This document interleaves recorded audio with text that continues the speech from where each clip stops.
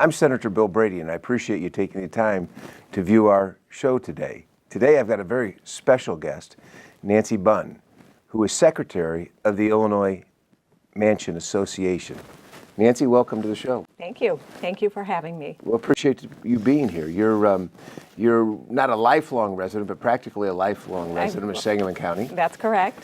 And earlier we talked about you grew up in started in Hinsdale, but grew up here and have lived here all your life. That's correct. Yeah, I call it home, yes. And you've got 3 children we talked about, something we have in common. That's right, yes. 3 children, and my husband has a business here, so... So very involved in the community, we both are, yes. Which makes it very appropriate that you're involved in such a significant part of the community, the mansion. A lot of people think of it in a grandiose ways, but as our governor is commonly referred to as saying, it's the people's mansion. It belongs to the people of Illinois, and it is indicative of much of the state and needs to be taken care of. That's correct. For this, we are in the process. The Illinois Executive Mansion Association is a nonprofit, and we are in the process of raising funds for the restoration of the house, or the People's House, as we are now designating it. And it should be a symbol of pride for the state of Illinois, and unfortunately it's been allowed to fall into a state of almost complete disrepair. Fortunately, we've got some exciting news going on. Great news. Recently was talking to the governor's office about the governor and his wife are going to be moving out of the mansion for some exciting things. But before we get into that, let's talk a little bit about the history of the mansion. It dates back how many years? 1855. It's one of the, I think it's in the top 3 oldest executive mansions in the country, and certainly one of the nicest, and I believe it may even be the largest, either first or second. But yes. Well, I was at a point in time, someone said they tried painting the mansion so it maybe resembled more the White House, which I thought was interesting. I don't know if you know much about that. That's a true story, and it is no longer white, but yes, it was a true story, and I can remember the mansion when it was white. So there have been several iterations of the executive mansion, but this current project is going to be restored to the 1850 period. As we said, that one of the reasons we decided to make this part of this segment part of this show was it is the people's house, and it's a significant renovation. Unlike other governors, though, this governor and the association has chosen to primarily use private funds to restore the mansion. Can you tell us a little bit about that, what your goals are? Yes, well, the project itself is approximately $15 million, and all funds are being raised privately, no taxpayer money being spent on the project. I will say that as a member of the General Assembly for a number of years, I've seen particularly the last 2 governors really neglect the upkeep. You know, there's 2 things. There's one is maintenance, and then there's actually keeping bigger issues going. And I know the basements have leaked, the roofs were leaking. It really fell under disrepair under Governors Blagojevich and Quinn, predominantly because they didn't spend much time there. Governor Rauner has been spending time there, and I think he realizes how important this is to the people of Illinois, but it was really in bad shape, wasn't it? It was in deplorable condition. We received an award from the Springfield Preservation Agency for the work done on the roof of the mansion, which at the time was leaking, and there were literally white paint buckets throughout the 2nd floor gathering rainwater. So, just dilapidated doesn't begin to describe. But the roof's fixed. The roof is fixed and the basements are dry. It's a great project. I think the planning involved has been prudent and careful to ensure that it's a good project. One of the most important developments when people wonder how did the house fall into a state of disrepair is the stewardship seemed to be lacking for several years. And for the first time ever, this house will be under the umbrella of the Illinois Historic Preservation Agency. It's a big chunk of money that needs to be raised, and it would be privately raised. The money will go into restoring the people's house and putting it back into a particular vintage. But what I found interesting in making it the people's house, it's not just going to be the residence for the governor and his or her family. I found some insights into making it a learning experience is some of the foresight of what will be able to see when the mansion renovation is completed. When you think of a historic house or an executive mansion, you know, what is there beyond just walk-through tour? This project has a heavy emphasis on education. There will be a civic center on the first floor for to perpetuate both civic and history. In addition to that, there will be, for the very first time, the Illinois Fine and Decorative Arts exhibit, which will be curated by professionals, and all of the tours of the mansion will be professionally curated. So if you come, you have an opportunity not only to see a historic house and learn about the history of the house, but you also have an opportunity to see the very finest examples of Illinois arts, decorative arts, pottery, paintings. I think I found that particularly interesting. Of course, the house needs to be taken care of. It's the people's house. And frankly, every visitor I have who comes to Springfield, they want to see, the Lincoln Museum and the library and the Capitol. But tops on their list is, where's the governor live? There's this fascination about that. So I think it's so appropriate that when you capture their interest, you can use that time to promote things about our state. Well, the mansion has been off of the historic tour for the last several years. It is currently non-ADA compliant. We're changing that.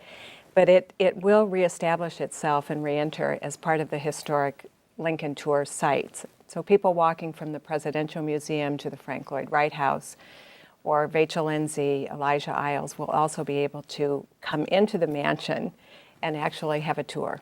Well, and one of the things that we talk about throughout Illinois is the Lincoln Trail, so to speak. You know, in Bloomington, Illinois, my hometown, we've got the David Davis Mansion, and known as Justice Davis's residence, someone who nominated President Lincoln at the National Convention. It becomes part of it, on through Lincoln, Illinois, and the sites here.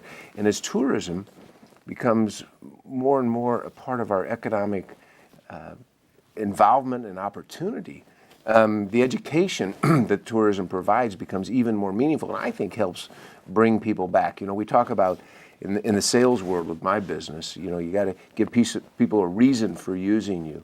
So it's not just coming back to see something, but it's coming back to learn something. And when people tell that to other people, it helps that whole experience, and I think brings more people. And I think adding the educational component to the tour makes it an even more significant piece. You know, we were talking about how bad it was, and you brought up a point about it wasn't ADA compliant.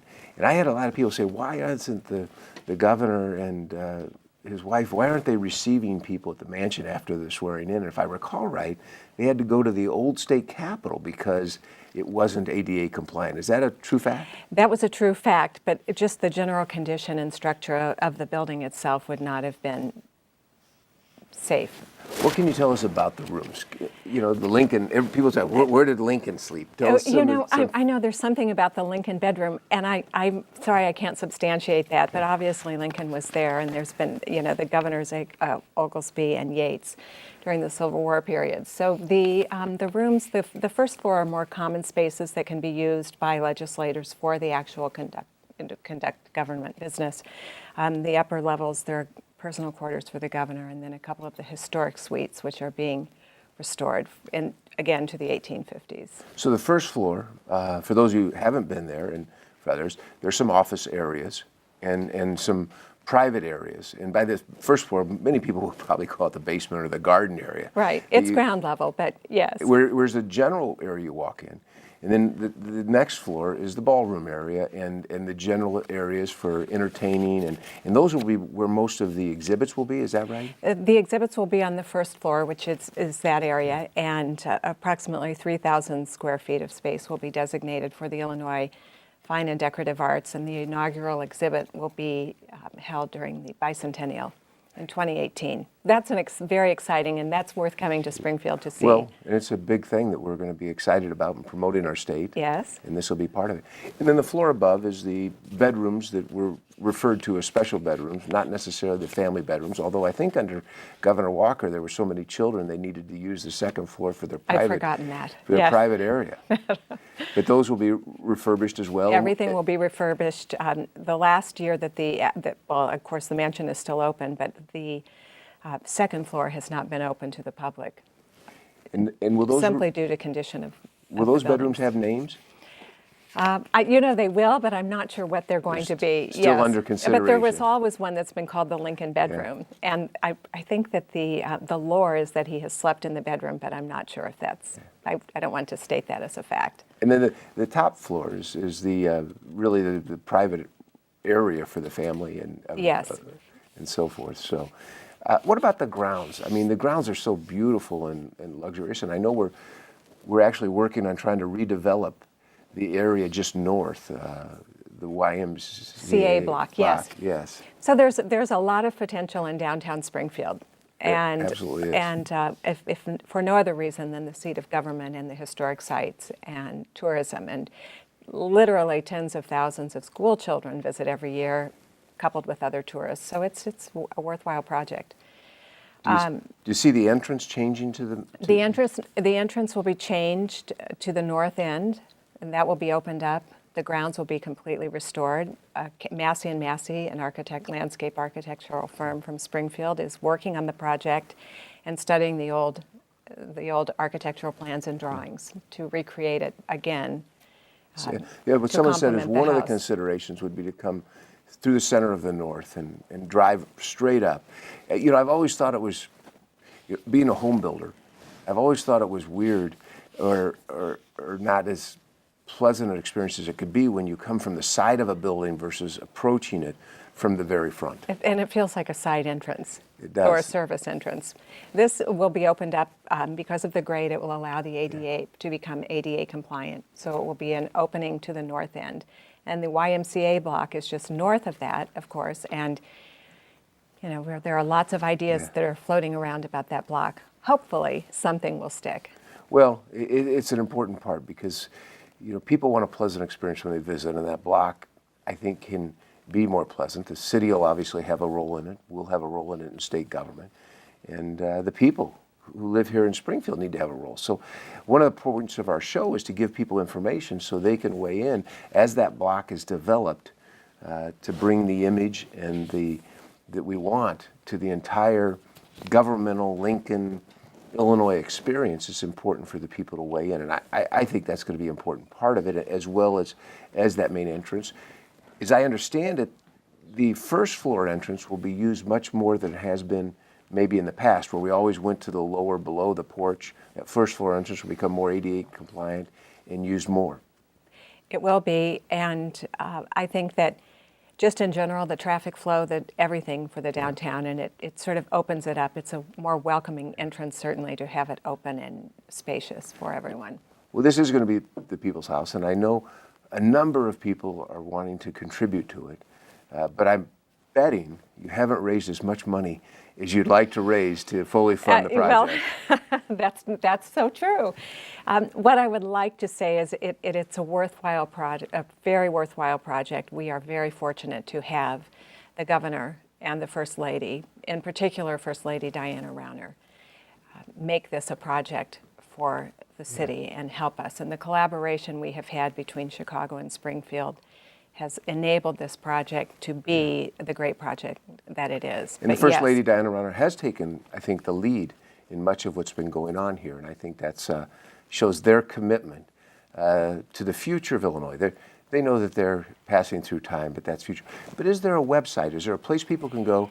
Is there a place they can make contributions? Yes. If they want to be part of this Well, we would magnificent love for endeavor? them to make contributions. As I say, it's nice to leave your footprint somewhere, to just say I was here and I made a difference. But the executive mansion at gmail.com, Great. one way. Facebook is another way. With the advent of the computer, all you have to do is get on and you can find ways to contact us. Well, Nancy, we would thanks. love to hear from you. Thanks so much for being with us, and we Thank want to do you. everything we can to support it. And I hope you'll support it by visiting those websites as well as my Senate website.